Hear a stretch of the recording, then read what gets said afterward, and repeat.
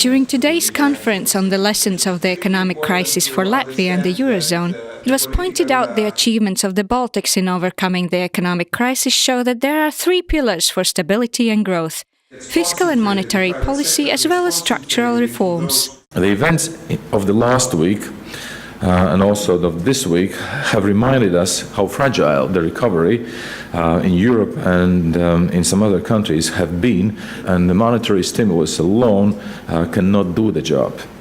I do really hope that the policymakers will not waste the time and we will not slip in the crisis in order to realize that we need to do more in order to safeguard this fragile recovery. Speaking about structural reforms, member of the executive board of the European Central Bank Benoit Cœuré revealed that very important is the speed in which these reforms are implemented in various sectors simultaneously. The aim of the structural reforms is not internal devaluation, but to facilitate productivity. When looking at the effectiveness and the design of structural reform, initial conditions matter enormously. We've been through a major financial shock that have left us with a set of initial conditions that can only be worked through a set of policies that act both on the supply side and on the demand side of the economy. That is structural reforms primarily, with monetary support and with fiscal support when available.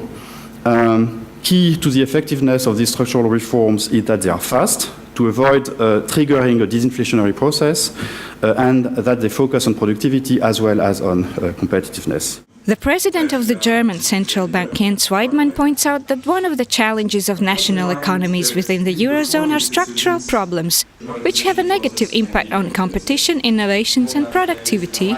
In solving structural reform problems, the growth potential of the eurozone would see a substantial rise. When looking at the future, experts emphasize that it is necessary to avoid rapid prosperity cycles.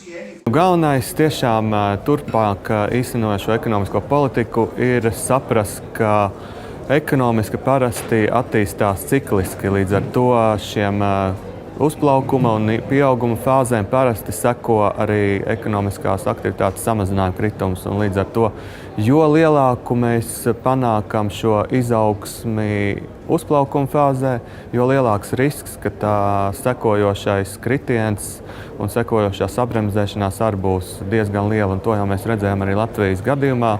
The international conference Have We Learned Anything from the Crisis gathered academics and economic policy experts to discuss the lessons of the crisis, while at the same time paying special attention to opportunities in strengthening and regaining the macroeconomic balance as well as the responsibility of eurozone members.